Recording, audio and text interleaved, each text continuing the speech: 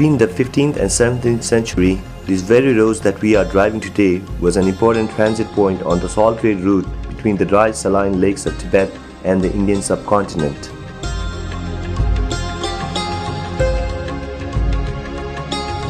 Bands of yaks and mule trains that made this grueling journey through the high mountain trails are being fast replaced by jeep tracks, threatening the medieval way of living that remains intact till this very day.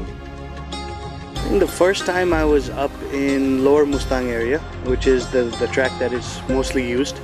That is the tour that is considered as a four-wheel drive tour in Nepal. I made it up the first time in 2009, and ironically I never used the four-wheel drive system in the vehicle. So to me it fell short, that it wasn't a real four-wheel drive expedition, though it's being promoted as one.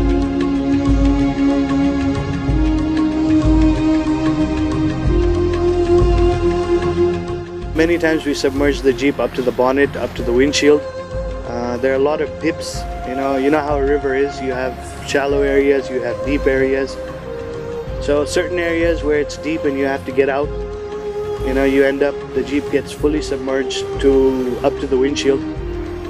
And you think, okay, we're going to be stuck like this. And then suddenly the four-wheel drive kicks in. We make it out. Each and every crossing, I think there were 72 crossings, one way. From, small little streams to, 3 to 4 feet of water. So each time we ended up going through somewhere extreme, we always thought, okay, this is where we're going to get stuck.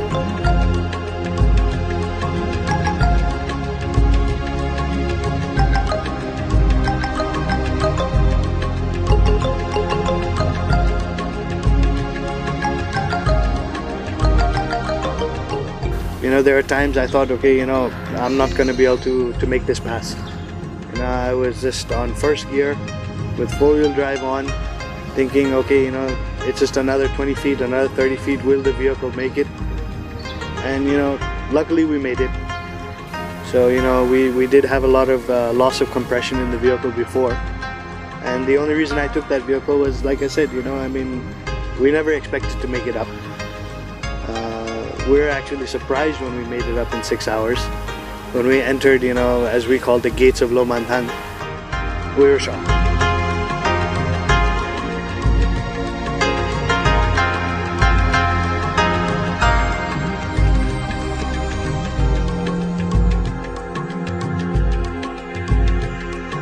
Popularly referred to as the Forbidden Kingdom, Lomanthang only opened to foreigners in 1992, and its rich and flourishing history can still be seen today from its magnificent monasteries, palaces, remains of massive rambling forts.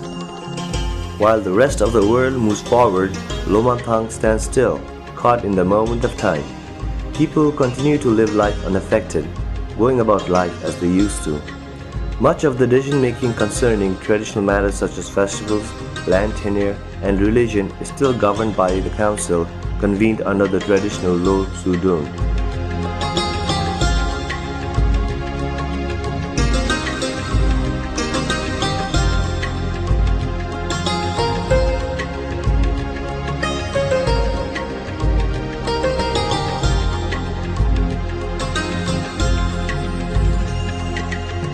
But change is evident.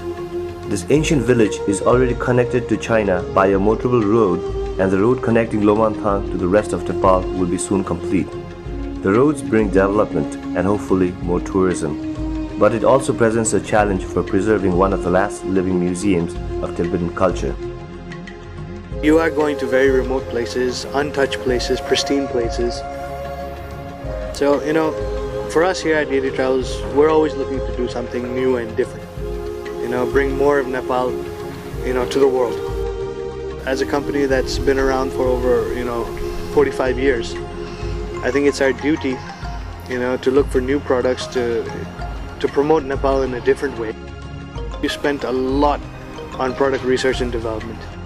We've got excellent people on board, people who love the country, going out there and just investigating what are the possibilities. There's so many possibilities. And the trip to Lomanthang, it proved that if you want to do it, it can be done.